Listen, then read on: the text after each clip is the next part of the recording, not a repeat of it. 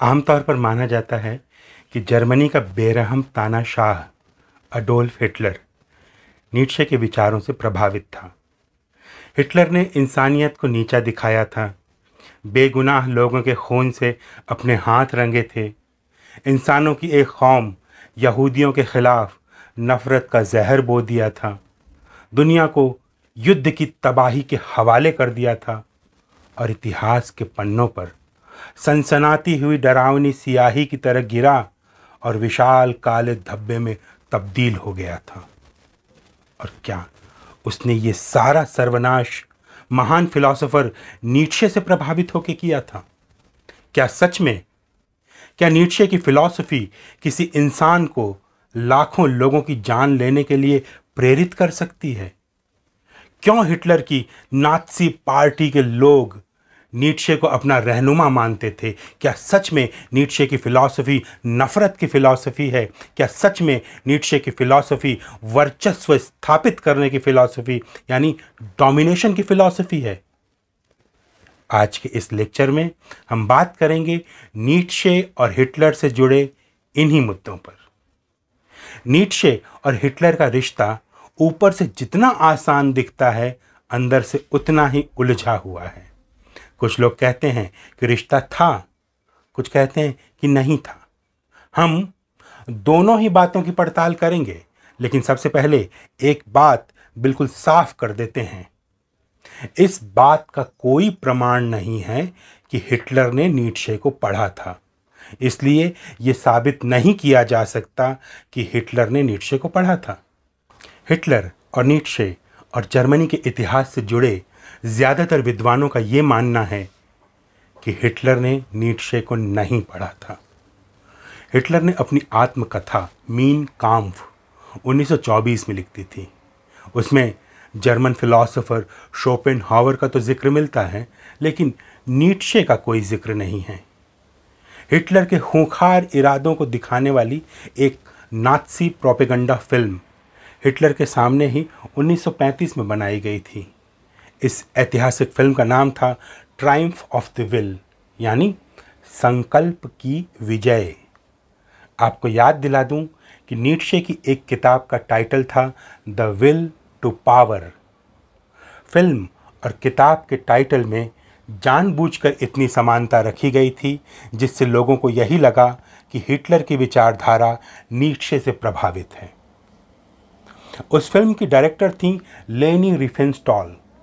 उन्होंने इस फिल्म की मेकिंग के दौरान हिटलर से खुल के पूछा था, क्या आपको नीत्शे की किताबें पढ़ना पसंद है? तब हिटलर ने कहा था, नीत्शे मेरे किसी काम का नहीं है, वो मेरा गाइड नहीं है। हिटलर ने कितना साफ जवाब दिया था कि नीत्शे मेरा गाइड नहीं है, नीत्शे मेरे किसी काम का नहीं है। इस जवाब से ये नहीं मालूम पड़ता कि हिटलर ने नीत्शे को पढ़ा था या नहीं पढ़ा था, लेकिन ये ज़रूर मालूम पड़ता है कि हिटलर नीत्शे को अपने लिए बेकार मानता था। फिर उसने अपनी प्रोपेगेंडा फिल्म का टाइटल नीत्शे की किताब के टाइटल से मिलता जुलता क्यों रखवाया? क्यों हिटलर चाहता था कि उसका नाम नीत्शे के विचारों के साथ जोड़ कर देखा जाए? क्योंकि नीत्शे के विचार जनता के बीच बहुत लोकप्रिय हो चुके थे और भले हिटलर को नीत्शे कम पसंद रहा हो, हिटलर नीत्शे की लोकप्रियता का फ़ायदा उठाना चाहता था। और इसी कारण नीत्शे के मरने के बाद बड़े पैमाने पर नीत्शे के विचारों में फेर बदल भी किया गया था। उनकी किताबों में कुछ लोगों ने मन मुताबिक लाइनें जोड़ी और घटाई थीं। नीत्शे को लेकर आज जो एक बड़ा कन्फ्यूज़न बनता है, उसका एक बड़ा कारण ये है कि उनके विचारों के साथ छेड़खानी की गई थी। जी हाँ, ये बात बिल्कुल सच है। ये बात कई लोगों ने साबित की है, कई किताबों में इसका जिक्र है। मैं आपको एक किताब बताता हूँ, बेहद खूबसूरत किताब है, I am dynamite a life of Friedrich Nietzsche. अगर आप नीत्शे के बारे में गहराई से जानना चाहते हैं तो ये किताब ज़रूर पढ़िएगा, मेरी रिकमेंडेशन है। जो लोग कहते हैं कि हिटलर नीत्शे से प्रभावित था, उनका जवाब तो खुद हिटलर ने दे दिया कि नीट्शे उनका गाइड नहीं। लेकिन इसके बावजूद कुछ लोग ऐसे हैं जो बरसों से खुद नीट्शे को ही नाज़ी कह देते हैं। ऐसे लोगों को ये क्रोनोलॉजी अच्छी तरह समझ लेनी चाहिए। नीट्शे की मृत्यु सन 1900 में हो गई थी। उसके बाद 19 साल यानी 1919 में हिटलर ने नाज़ी पार्टी की स्थापना की थी। ये नाज़ी पार्टी नीट्शे की मृत्यु के 33 साल बाद यानी सन 1933 में सत्ता में आई थी। जीते जी नीट्शे कभी हिटलर से मिले नहीं। उनके मरने के बाद हिटलर की पार्टी बनी। फिर नीट्शे आखिर कैसे नाज़ी पार्टी के सदस्य हो सकते हैं? आखिर नीट्शे कैसे नाज़ी हो सकते हैं? जिन्होंने भी नीट्शे को ध्यान से पढ़ा होगा वे ये बात जानते होंगे कि नीट्शे राजनीतिक पार्टियों से नफरत करते थे। नीट्शे को हर्ड मेंटालिटी सख्त नापसंद थी और वो उसका विरोध करते थे। हर्ड मेंटालिटी यानी भेड़ चाल। एक आदमी हुक्म करे कि उस तरफ जाओ तो सारी की सारी जनता उसी तरफ जाने लग जाए। बिना अपना दिमाग लगाए भीड़ में शामिल हो जाना, बिना अपना दिमाग लगाए भीड़ की भेड़ चाल में शामिल हो जाना यानी हर्ड मेंटालिटी।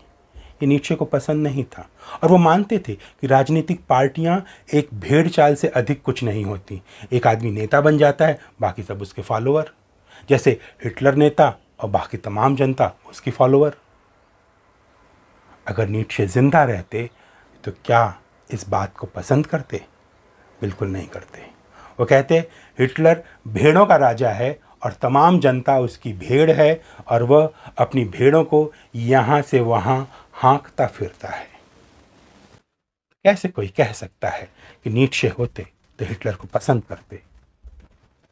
तो ये बात भी क्लियर हो गई कि नीट्शे पहले ही मर चुके थे, इसलिए उनके नाज़ी होने का कोई सवाल नहीं उठता।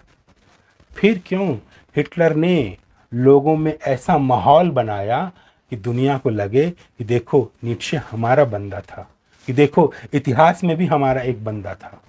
क्यों? आखिर क्यों?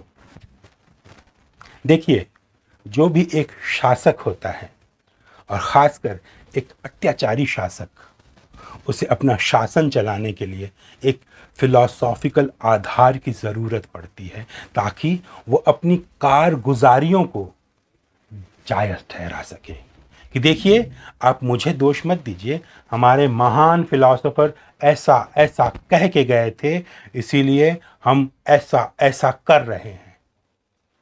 एक मिसाल देता हूं मैं आपको। जैसे हिटलर का समकालीन था मुसोलिनी, वो भी अत्याचारी था। उसने दूसरे वर्ल्ड वॉर में जम के उत्पात मचाया था। वो थोड़ा बहुत हीगेल की फिलॉसफी को मानता था। तो जहाँ कहीं कुछ गड़बड़ सिचुएशन बनती, वह खुद को सही ठहराने के लिए हीगेल का नाम ले लेता।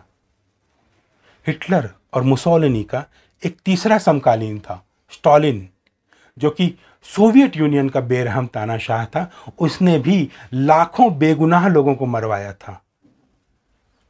वो अपने सारे अपराधों को कार्ल मार्क्स का नाम लेके जायज़ ठहराता था। अब वो लोगों को मरवा रहा था, इसमें मार्क्स का क्या कसूर हो सकता है? मार्क्स ने तो एक खूबसूरत फिलॉसफी दी थी, लोगों की आर्थिक समानता की बात की थी, अमीर गरीब का भेद मिटाने की बात की थी। अब उनका नाम लेकर कोई जालिम हुक्मरान लाखों बेगुनाहों को मार डाले तो भला मार्क्स की क्या गलती? स्टालिन ने दसियों लाख लोगों को मारा, लेबर कैंप में भेजा, तो मार्क्स के कहने पे नहीं बल्कि अपनी पर्सनल इनसिक्योरिटीज़ के कारण मारा, ताकि किसी न किसी तरह उसकी अपनी कुर्सी बची रहे और उसके अत्याचारों के खिलाफ आवाज़ उठाने की कोई हिम्मत तक न कर पाए। तो मैं ये कह रहा था कि तानाशाह अपनी अमानवीयताओं को, अपने जुल्मों को जायज़ ठहराने के लिए हमेशा किसी प्रसिद्ध फिलॉसफी का सहारा लेते हैं। कोई खुले तौर पर लेता है तो कोई ढके छुपे तौर पर। और हिटलर यही काम नीट्शे का नाम लेके करवा रहे थे और कई जर्मन इंटेलेक्चुअल हिटलर के इस नापाक काम में उसकी मदद कर रहे थे। और उन लोगों में से एक थी नीट्शे की बहन एलिजाबेथ। नीट्शे सीरीज के एक एपिसोड में जहां मैंने नीट्शे की लव स्टोरी सुनाई है, उसमें एलिजाबेथ का जिक्र आता है। ना सुना हो तो प्लेलिस्ट में खोज कर सुन लीजिएगा। एलिजाबेथ नीट्शे की मासूम कहानी का सबसे खतरनाक किरदार, बल्कि मैं तो कहूँगा कि खलनायिका थी उनकी बहन एलिजाबेथ। एलिजाबेथ ने नीट्शे की किताबों को सहेजने और प्रकाशित करने के लिए एक संस्था बनाई थी, द नीट्शे आर्काइव्स। 1933 में जब हिटलर जर्मनी का चांसलर बन गया, तब एक दिन वो नीट्शे आर्काइव्स में आया और तब ये तस्वीर खींची गई जो अभी आप स्क्रीन पर देख रहे हैं। बाईं ओर खड़ा हिटलर दाहिनी ओर रखी नीट्शे की मूर्ति को निहार रहा है। निहार क्या रहा है, ऐसा समझिए कि घूर रहा है।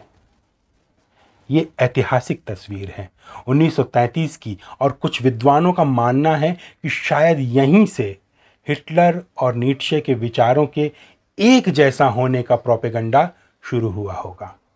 और इसी तस्वीर के बाद जर्मनी की जनता के दिमाग में एक बात डाली गई कि जिस सुपरमैन या उबरमेंश के बारे में नीट्शे ने भविष्यवाणी की थी, वो आ चुका है।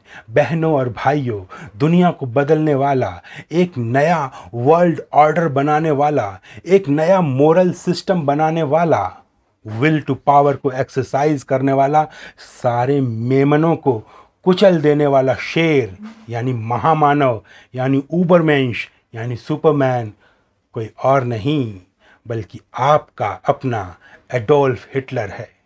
वही सुपरमैन है, वही पापियों का नाश करेगा। आपका कर्तव्य है कि आप सब उसे अपना सहयोग और समर्थन दें। ये बातें जर्मनी की जनता के मन में पहले से कुलबुला रही थीं। 1933 की इस तस्वीर के बाद इन बातों को रफ्तार मिल गई और इसमें मुख्य भूमिका निभाई थी एलिजाबेथ ने। किसी किसी तस्वीर में आपने देखा होगा कि हिटलर के हाथ में अक्सर एक छोटी सी विप या चाबुक हुआ करता था। हिटलर जहाँ जाता था उसे अपने हाथ में ज़रूर रखता था। उस दिन जब हिटलर नीट्शे आर्काइव्स में घुसा तो उसके हाथ में वही चिर परिचित चाबुक था, लेकिन जब वो बाहर निकला तो उसके हाथ में नीट्शे की मशहूर छड़ी थी। एलिजाबेथ ने नीट्शे आर्काइव्स में नीट्शे से जुड़ी कई यादगार चीज़ों को संभाल के रखा था और उस दिन उसने नीट्शे की छड़ी हिटलर को तोहफे में दे दी थी। हिटलर ने भी उसे बेशकीमती तोहफा मानकर अपने पास रख लिया था।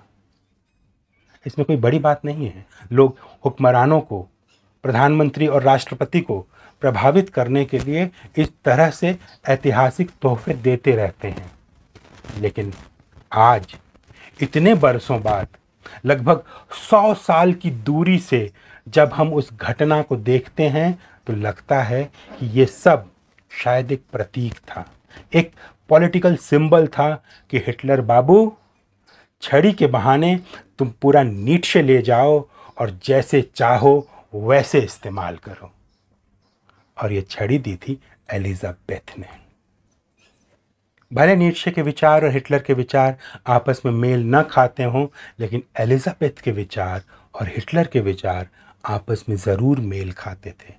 इसीलिए एलिजाबेथ हिटलर को पसंद करती थी। एलिजाबेथ यहूदियों की कट्टर विरोधी थी। हिटलर भी यहूदियों से नफ़रत करता था। आपको एक बात बता दूं कि जर्मनी में यहूदियों का विरोध करने, उनसे नफ़रत करने की लहर बहुत पुरानी है। हिटलर के पैदा होने से पहले ही ये नफ़रत उनके समाज में फैल चुकी थी। एलिजाबेथ ने एक ऐसे आदमी से शादी की थी जो यहूदियों का कट्टर विरोधी था और उन्हें मार डालने, देश से निकाल देने की वकालत करता था। नीट्शे को ये बात बिल्कुल पसंद नहीं आई थी, क्योंकि नीट्शे उन लोगों से नफ़रत करते थे जो यहूदियों का विरोध करते हों। इसलिए नीट्शे ने अपनी बहन की शादी में शामिल होने से इनकार कर दिया था। उन्होंने अपनी बहन को एक पत्र में लिखा था, तुमने एक गलत इंसान से शादी की है, वो एंटी सेमाइट है। तुमने उससे शादी करके एक मूर्खता की है और तुम्हारी इस गलती का कलंक लंबे समय तक मुझ पर लगता रहेगा। नीत्शे ने बिल्कुल सही कहा था। उन्हें ठीक से न जानने वाले लोग आज तक उन पर कलंक लगाते हैं, लेकिन खुद नीत्शे यहूदी विरोधी यानी एंटी सेमाइट नहीं थे। यहूदियों के बारे में नीत्शे कहते थे, इस समय यूरोप में जितनी नस्लें रहती हैं उनमें बेशक यहूदी सबसे अधिक मजबूत, सबसे ज़्यादा मेहनती और सबसे अधिक शुद्ध नस्ल है। हालात कितने भी बुरे हों, वे उनसे लड़कर उबरना अच्छी तरह जानते हैं। नीत्शे ने ये बात यहूदियों की तारीफ में कही थी। 1880-1885 के उस दौर में नीत्शे देख रहे थे कि पूरे जर्मनी में यहूदियों के खिलाफ नफ़रत की लहर फैली हुई है। जो बात सारे लोग कर रहे हैं, नीत्शे उसे भला कैसे पसंद कर सकते हैं? वो तो हर्ड मेंटालिटी से ही चिढ़ते थे। जर्मन जनता द्वारा की जाने वाली इस नफ़रत की नीत्शे ने निंदा की। एक जगह उन्होंने कहा है, अगर मेरा बस चले तो मैं यहूदियों का विरोध करने वालों को गोली मार दूं। एक और मिसाल सुनिए। अगर आपने नीत्शे पे मेरे लेक्चर्स का पहला एपिसोड सुना हो तो आपको याद होगा, मैंने उसमें रिचर्ड वागनर की कहानी सुनाई थी। यूरोप का महान संगीतकार रिचर्ड वागनर, नीत्शे का सबसे अच्छा दोस्त। वागनर घोषित तौर पर यहूदी विरोधी था। वो तो अपने दौर के राजाओं को, नवाबों को चिट्ठी लिखकर यहूदियों को जर्मनी की सरहद से बाहर निकाल देने की मांग किया करता था। नीत्शे को वागनर की ये हरकतें अच्छी नहीं लगती थी। वागनर के आत्मकेंद्रित स्वभाव और यहूदी विरोध से तंग आकर नीत्शे ने उनसे दोस्ती तोड़ ली थी। मैंने आपको 3 उदाहरण बता दिए कि नीत्शे यहूदियों के समर्थक थे, उनके विरोधी नहीं थे। नीत्शे की किताबों में, उनके जीवन में ऐसे कई उदाहरण मिलते हैं। अब आप खुद सोचिए, एक तरफ हिटलर है जिसने लाखों यहूदियों को मरवा दिया, दूसरी तरफ नीत्शे हैं जो कहते हैं यहूदियों से नफरत मत करो, वे तो बहुत अच्छे लोग होते हैं। दोनों में कहाँ कोई लेना देना? फिर कैसे कोई कह सकता है कि हिटलर नीत्शे की विचारधारा से प्रभावित था? बल्कि हिटलर तो नीत्शे के उल्टे रास्ते पे चल रहा था। अब आप समझ गए होंगे कि आखिर क्यों, जब पूछा गया था तो आखिर क्यों हिटलर ने कहा था कि नीत्शे मेरे लिए बेकार हैं। यह है पहला पॉइंट जो हिटलर को नीत्शे से एकदम अलग कर देता है और इस दावे को खारिज करता है कि हिटलर ने यहूदी विरोध की भावना नीत्शे से सीखी थी। हाँ, एलिजाबेथ ज़रूर यहूदियों से नफरत करती थी, इसीलिए उसने एक एंटीसेमाइट से शादी की थी। साउथ अमेरिका में एक देश है पराग्वे। जर्मनी के नस्लवादी लोगों ने वहाँ एक कॉलोनी बनाई थी, उसका नाम रखा था न्यू जर्मनी। उन लोगों का मानना था कि जर्मन लोग ही संसार में सबसे अधिक प्योर ब्लड हैं। ऐसे तमाम लोग जर्मनी से निकलकर पराग्वे की तरफ जाकर बस रहे थे ताकि अपने लिए वे एक शुद्ध दुनिया बना सकें। नीत्शे की बहन और उसका पति उन लोगों में शामिल था। शादी के बाद वे दोनों पराग्वे शिफ्ट हो गए, लेकिन वो कॉलोनी बुरी तरह फेल हो गई। एलिजाबेथ और उसके पति को लौटना पड़ा। 1889 में जब एलिजाबेथ वापस आई तो उसने पाया कि नीत्शे अब अपने होशो हवास खो रहे हैं। उन्होंने हजारों पन्नों का लिटरेचर रच दिया था, लेकिन कुछ भी अरेंज्ड नहीं था। ये देख के एलिजाबेथ नीत्शे की गार्जियन बन गई। उसने तमाम पन्नों को समेटा, पढ़ना शुरू किया और इस तरह 1894 में द नीत्शे आर्काइव्स की स्थापना की। 6 साल बाद नीत्शे की मौत हो गई। उसके बाद एलिजाबेथ ने तेज़ी के साथ नीट्शे के कागजात पे काम करना शुरू किया। मन मर्जी से यहाँ की चीज़ें वहाँ जोड़ी, कट किया, पेस्ट किया। उसने ज़रा भी परवाह नहीं की कि नीट्शे क्या सोचते थे, बल्कि हर चीज़ को अपनी सोच के हिसाब से उलट पुलट कर दिया। उसने नीट्शे की एक बायोग्राफी छपवाई थी। उसमें कई काल्पनिक बातें जोड़ दी थी। नीट्शे ने अपनी ऑटोबायोग्राफी पहले से लिख रखी थी, जिसका नाम है एके होमो। उसमें उन्होंने एलिजाबेथ की निंदा करते हुए कई बातें लिखी थीं। एलिजाबेथ ने उस किताब को छपने नहीं दिया। पहले इत्मीनान से बैठकर उस किताब से अपनी बुराई वाले सारे हिस्से निकाले, उसके बाद वो किताब छपवाई। ये सब बातें आई एम डायनामाइट में भी दर्ज है। ये किताब बताती है कि नीट्शे अपनी चीज़ों को छपवाने के मामले में बेहद चूजी थे, लेकिन उन्हें किताबों का टाइटल बनाना बहुत अच्छा लगता था। वो किताब बाद में लिखते थे या फिर कभी नहीं लिखते थे, लेकिन टाइटल पहले ही सोच लेते थे। कागज़ के किसी टुकड़े पर टाइटल लिख के रख देते थे। कहते हैं कि उन्होंने किताबें कम लिखी, टाइटल्स ज़्यादा लिखे। ऐसा ही एक टाइटल था द विल टू पावर। किसी को नहीं पता कि नीट्शे इस किताब में किस थीम पर क्या लिखना चाहते थे, लेकिन जब एलिजाबेथ ने उनके तमाम कागज़ों में इस टाइटल को देखा तो उनके बहुत सारे अफोरिज्म निकाले, अपने हिसाब से सेट किया और विल टू पावर नाम से एक नई किताब बना दी। वो किताब इतनी सुपरहिट हुई कि बरसों बाद, कुछ समय के बाद, एलिजाबेथ ने उसमें और चीज़ें जोड़ करके एक नया मोटा एडिशन निकाल दिया। एलिजाबेथ 1935 तक जिंदा रहीं। कहने का अर्थ ये है कि पूरे 35 बरसों तक वो नीट्शे की लिखावट के साथ छेड़छाड़ करती रहीं। उनके विचारों को एक अलग तरह का सांप्रदायिक या फिर ऐसा कहें कि वर्चस्ववादी रूप देती रहीं। ये सब बातें भी मैं आई एम डायनामाइट से बता रहा हूँ। इसी किताब के राइटर ने एक जगह कहा है कि आगे चलकर द नीट्शे आर्काइव्स में राइट विंग राइटर्स का जमावड़ा लग गया था। ये सब हिटलर के फॉलोअर्स थे।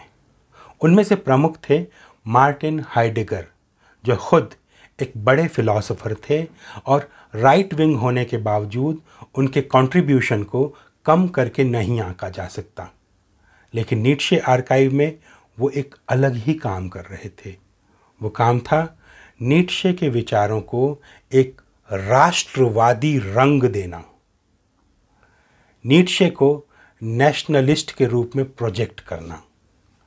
मज़े की बात है कि नीट्शे नेशनलिज्म में विश्वास नहीं रखते थे और एलिजाबेथ के साथ साथ बाकी अन्य लोग हिटलर के इशारों पर नीट्शे को नेशनलिस्ट बताने पर तुले हुए थे।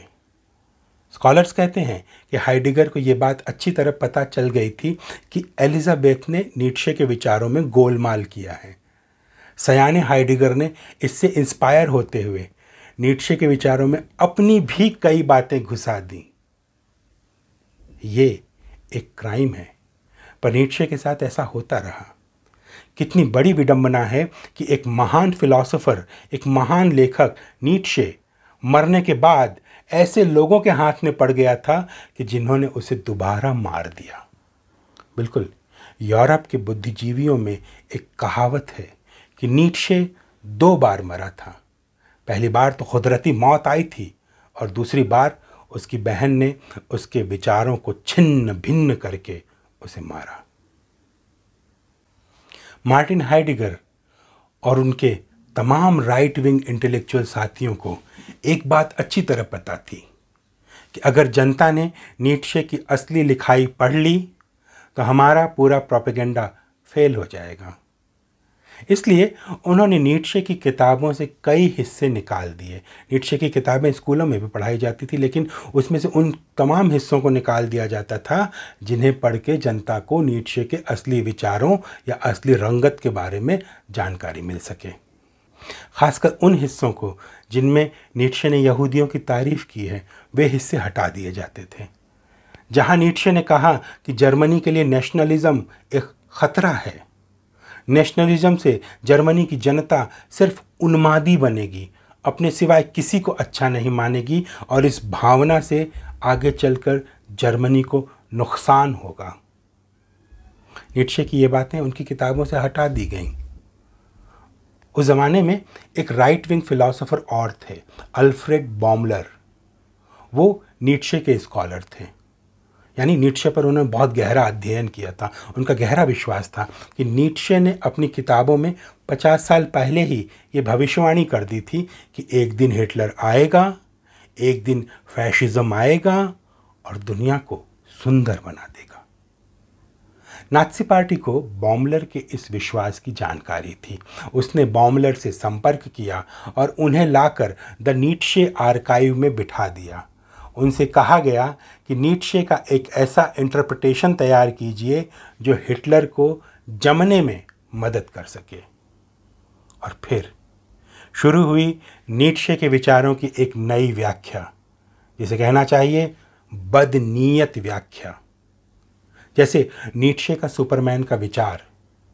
नीत्शे का सुपरमैन आत्मिक स्तर का, आध्यात्मिक स्तर का, मेटाफिजिकल स्तर का विचार है, लेकिन उसे एक राजनीतिक विचार बना के प्रस्तुत किया गया कि आप जिस सुपरमैन की बात नीत्शे कर रहे थे वो तो खुद हिटलर आप ही हैं। नए नए तर्क बना दिए गए कि देखो नीत्शे ने कहा था सुपरमैन आएगा और नए मोरल वैल्यूज़ बना देगा, देखो हिटलर ने नए वैल्यूज़ बना दिए हैं। नीत्शे ने कहा था कि सुपरमैन अपने पावर को सबके सामने असर्ट करेगा और सबको मसल के रख देगा, देखो हिटलर सबके सामने अपने विल टू पावर को असर्ट कर रहा है और देखो उसने पूरे यूरोप को झुका दिया है। लोग नीत्शे की किताबों को, उनके विचारों को मानते थे। इसलिए जब नाज़ी पार्टी ने यह प्रोपेगेंडा फैलाया तो लोग उसे मानने लगे। ये जर्मन जनता के बीच हिटलर को और गहराई तक स्थापित करने का एक फिलोसॉफिकल तरीका था, जबकि नीत्शे ने यह सब बिल्कुल नहीं कहा था। नीत्शे ने कभी नहीं कहा था कि जर्मन जाति सर्वश्रेष्ठ जाति है और इसी में से एक सुपरमैन निकलेगा, बल्कि नीत्शे ने कहा था कि दुनिया की हर जाति में सुपरमैन की रचना करने का मादा है और सुपरमैन कहीं से भी निकल सकता है। नीत्शे एक मेटाफिजिकल फिलॉसफर हैं, लेकिन हाइडेगर, बॉमलर और नाज़ी पार्टी ने मिलकर उन्हें एक पॉलिटिकल फिलॉसफर के रूप में प्रोजेक्ट कर दिया। उनके मेटाफिजिक्स के विचारों को पॉलिटिक्स के विचार बताकर प्रचारित किया जाने लगा, जबकि नीत्शे पॉलिटिक्स को खास पसंद नहीं करते थे। नीत्शे नेशनलिज्म को पसंद नहीं करते थे, सोशलिज्म को पसंद नहीं करते थे, मजदूर यूनियन को पसंद नहीं करते थे, यहाँ तक कि वे एक देश के रूप में, एक कॉन्सेप्ट, एक कल्चर के रूप में जर्मनी को भी पसंद नहीं करते थे। जब मौका मिलता इन सब की बुराई करते थे। वो पार्टी मैन से नफरत करते थे। पार्टी मैन यानी किसी राजनीतिक पार्टी का सदस्य। पार्टी मैन झूठ बोलता है, पार्टी मैन मक्कारी करता है, इस तरह की लाइनें उन्होंने अपनी किताबों में लिख रखी हैं। अब ध्यान से देखिए, नीत्शे की नापसंद पर ध्यान दीजिए। ऐसा कोई भी क्षेत्र जहां एक जनसमूह, एक झुंड काम करता हो, वो झुंड पावरफुल हो, नीत्शे उस जगह को, उस झुंड को, उस चीज़ को नापसंद करने लगते थे। मजदूर यूनियन यानी ग्रुप ऑफ पीपल, नापसंद। सोशलिज्म यानी झुंड, नापसंद। नेशनलिज्म अकेले आदमी की चीज़ नहीं होती, वो तो झुंड में की जाती है, नापसंद। यहाँ तक कि नीत्शे को डेमोक्रेसी पसंद नहीं थी। डेमोक्रेसी यानी एक पूरा जनसमूह पावरफुल है और वो हर्ड मेंटालिटी के साथ चलता है। इस पूरे मामले में, स्पेशली डेमोक्रेसी के मामले में, नीत्शे प्लेटो को मानते थे। एक मिसाल लेते हैं, एक गुंडा है, लोगों पे बड़ा जुल्म करता है, क्राइम करता है, लेकिन इलेक्शन में खड़ा हो जाता है, जनता वोट देकर उसे जिता देती है। क्या इस जनता को समझदार जनता कहेंगे? प्लेटो कहता था कि नहीं कहेंगे। नीत्शे भी कहता था कि नहीं कहेंगे, इस जनता को समझदार जनता नहीं कहेंगे। यानी ये जो झुंड है, ये जो जनता है, नीत्शे की निगाह में गलत थी। नीत्शे कहते थे कि कुछ लोग ऐसे होते हैं जो शासन करने के लिए बनते हैं, बाकी लोगों को राजनीति और शासन से कोई लेना देना नहीं होना चाहिए, वे अपना अपना काम करते रहें। ये नीत्शे की राजनीतिक सोच थी। वो जनता की सामूहिक बुद्धि में भरोसा नहीं करते थे। उनकी एक और सोच थी, वो ये कि राजा का बेटा राजा बनेगा, लेखक का बेटा लेखक बनेगा, संगीतकार का बेटा संगीतकार बनेगा। जैसे आम का बच्चा आम बनता है, अमरूद का बच्चा अमरूद बनता है, लंगड़े आम का बच्चा लंगड़ा आम बनता है, लेकिन दशहरी आम का बच्चा दशहरी आम बनता है।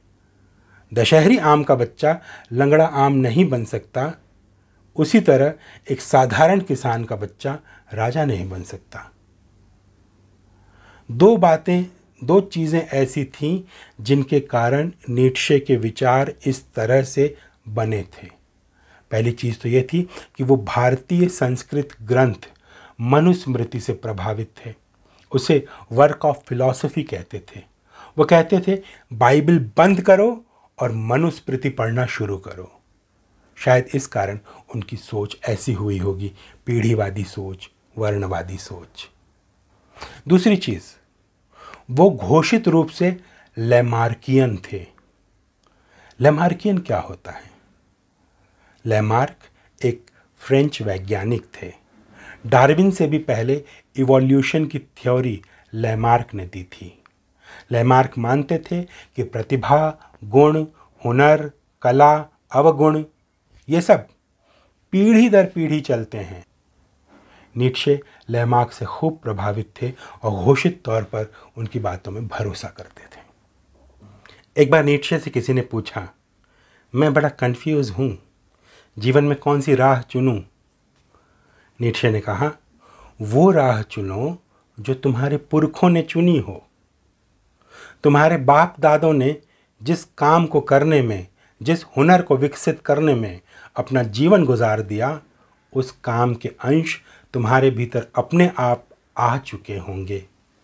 अगर वो काम करोगे तो सफल होने की संभावना ज़्यादा होगी।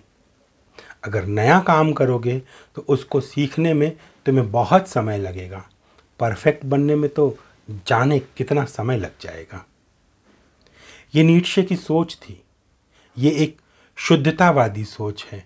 इसे यूजेनिक्स कहते हैं, यानी एक तरह का आधुनिक वर्णवादी। ये एक तरह का साइंटिफिक रेसिज्म है। यूजेनिक्स लोग मानते हैं कि अगर इंसान पीढ़ी दर पीढ़ी एक ही काम करता है तो वो समाज के लिए अच्छा है। इससे उसके जीन्स की कुछ बुराइयां समाप्त हो जाती हैं। हेरिडिटी के हिसाब से काम किया जाए तो इंसानों को बेहतर बनाया जा सकता है। और यही नहीं, अगर कहीं कुछ सामाजिक बुराई नज़र आती है तो उस पर्टिकुलर जन समूह को अलग थलग कर दो, सोशल बायकॉट कर दो या आइसोलेशन में डाल दो, समाज से काट दो, तो वो बुराई दूर हो सकती है। नसबंदी करके या सुई लगाकर, दवाएं देकर, कंट्रोल्ड तरीके से अगर बच्चे पैदा किए जाएं तो ये समाज बेहतर समाज बन जाएगा। ये सब यूजेनिक्स मानते हैं। नीत्शे पूरी तरह यूजेनिक्स के पक्ष में नहीं थे, लेकिन थोड़ा बहुत तो थे ही। मनुस्मृति और लैमार्क का असर उन पे था ही। लेकिन इन बातों को उनकी फिलॉसफी के कॉन्टेक्स्ट में देखना चाहिए। लेकिन हिटलर ने इस बात को बहुत अलग तरीके से लिया। उसने यूजेनिक्स को नए तरीके से अमल में लाना शुरू कर दिया। उसने कहा कि हमारी जर्मन नस्ल सबसे अच्छी है और यहूदी नस्ल सबसे ख़राब है। इन यहूदियों के कारण हमारी नस्ल प्रदूषित हो रही है, कंटेमिनेट हो रही है, तो इनको ख़त्म कर दो। और उसने लाखों यहूदियों को गैस सुंघा के मरवा दिया। ये करने के लिए नीत्शे ने तो बोला नहीं था, ना ही नीत्शे ने यहूदी लोगों को ख़राब नस्ल कहा था। कहने का अर्थ ये है कि नीत्शे के विचार बेहद जटिल हैं। नाज़ी पार्टी ने उन विचारों को अपने तरीके से व्याख्यायित करके, अपने तरीके से एनालिसिस करके अपने पक्ष में इस्तेमाल कर लिया और लोगों के सामने ये तस्वीर रखी कि ये सब हम महान नीट्शे के बताए हुए रास्तों पर चलते हुए कर रहे हैं। हिटलर और नीट्शे की सोच में समानता दिखाने के लिए नाज़ी क्या कहते थे? वे जनता को बताते थे कि देखिए, नीट्शे डेमोक्रेसी पसंद नहीं करते और हम नाज़ी भी पसंद नहीं करते। देखिए, नीट्शे कैपिटलिज्म को पसंद नहीं करते और हम नाज़ी लोग भी नहीं करते। देखिए, नीट्शे कहते थे कि किसी भी विवाद के समाधान के लिए अंततः संघर्ष करना ही पड़ता है, और देखिए, हम नाज़ी विवाद सुलझाने के लिए युद्ध लड़ने से पीछे नहीं हटते। देखिए, नीट्शे को युद्ध पसंद था और हम नाज़ी भी युद्ध को बेहद पसंद करते हैं। देखिए, नीट्शे कहते थे विल टू पावर, यानी जीवन में शक्ति ही सब कुछ है, और हम नाज़ी संसार में सबसे शक्तिशाली लोग हैं। नाज़ी लोग हिटलर और नीट्शे में ये सारी समानताएं खोजकर जनता को बताते थे, जबकि असलियत में नीट्शे की सोच अलग थी, नाज़ी पार्टी और हिटलर की सोच अलग। हिटलर कहता था कि जर्मन नस्ल ही सर्वश्रेष्ठ नस्ल है, जबकि नीट्शे कहते थे किसी भी नस्ल से सर्वश्रेष्ठ लोग निकल कर आ सकते हैं। हिटलर कहता था कि जर्मनी की संस्कृति संसार की सबसे अच्छी संस्कृति है, वही इस दुनिया का पतन होने से बचा सकती है, जबकि नीट्शे कहते थे जर्मन संस्कृति एक पतनशील संस्कृति है और वह पूरी दुनिया का पतन करवा सकती है, दुनिया की दूसरी कल्चर्स को बीमार बना सकती है। हिटलर यहूदियों से नफरत करता था और इस नफरत को सही मानता था, जबकि नीट्शे कहते थे जो लोग यहूदियों से नफरत करते हैं वे दरअसल मानसिक रूप से बीमार हैं। यही नहीं, नीट्शे यहूदियों के कठोर परिश्रम, उनकी अक्लमंदी और बुरे हालात से लड़ने की उनकी ताकत को अच्छा मानते थे, उसकी तारीफ करते थे। हिटलर कहता था यहूदी धर्म से बेहतर है ईसाई धर्म, जबकि नीट्शे कहते थे ईसाई धर्म एक बेहद खतरनाक धर्म है जो लोगों को दरअसल कमज़ोर बना देता है। आप देख सकते हैं कि हिटलर और नीट्शे की सोच में कितना अंतर है। दोनों एक दूसरे के उलट सोचते हैं।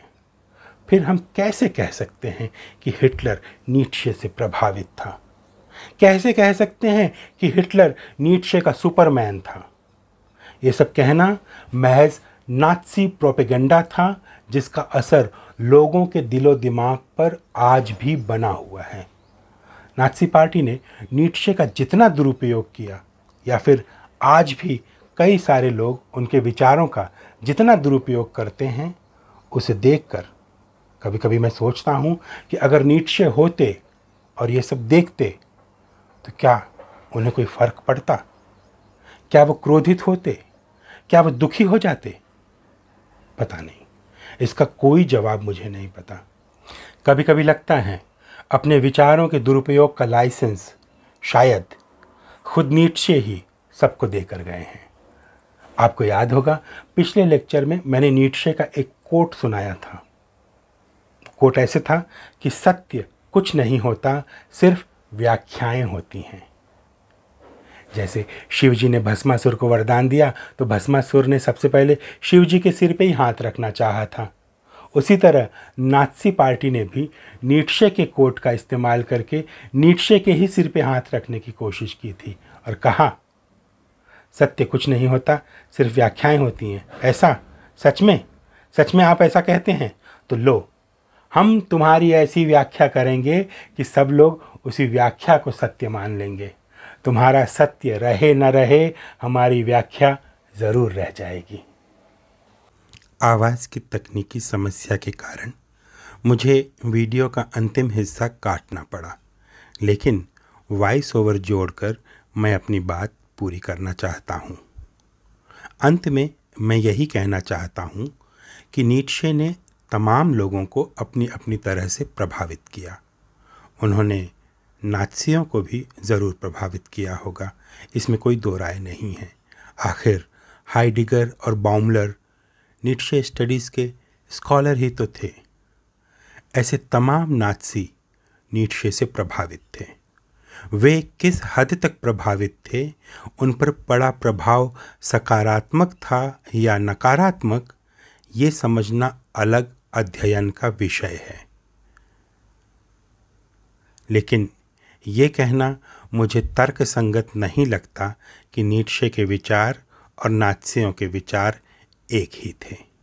मुझे नीत्शे विध्वंसक नहीं लगते, अपनी तमाम आक्रामक वैचारिकता के बावजूद। बहरहाल ये ऐसा विषय है जिस पर दुनिया में अलग अलग विद्वानों की अलग अलग राय है। कुछ लोग मानते हैं कि नीत्शे और नात्सी विचार में समानता है, तो कई लोग इसे नहीं मानते। नीत्शे की अलग अलग तरह से व्याख्या की जाती रही है, इसलिए नीत्शे और नात्सी रिश्ते के भी दो पहलू होने की बात होती रहती है। मैंने जो थोड़ा बहुत किताबों में पढ़ा है, पत्रिकाओं में पढ़ा है, इंटरनेट पर विभिन्न वेबसाइट्स पर जो अध्ययन किया है, उसके हिसाब से मेरी जो राय बनती है वो मैंने अपने लेक्चर में कहने की कोशिश की है। उम्मीद है कि आपको जमा होगा। मैंने जिन किताबों, पत्रिकाओं और वेबसाइट से रेफरेंस प्राप्त किया है, मैं उनके प्रति आभारी भी हूँ। तो मित्रों, ये था नीत्शे और हिटलर का रिश्ता। नीत्शे पर मेरे लेक्चर्स अभी जारी रहेंगे। इस बीच जिन मित्रों ने मुझे सपोर्ट किया है विभिन्न तरीक़ों से, चैनल ज्वाइन करके, buymeacoffee.com पर जाकर या मेरे व्हाट्सएप पर जुड़कर, उन सबको मेरी तरफ से धन्यवाद। इन सारी जगहों का लिंक नीचे डिस्क्रिप्शन बॉक्स में है, आप क्लिक करें और व्हाट्सएप पर मुझसे जुड़ भी सकते हैं और यहाँ कमेंट करके अपनी राय भी बता सकते हैं। मिलते हैं जल्द ही एक नए लेक्चर के साथ। नमस्ते।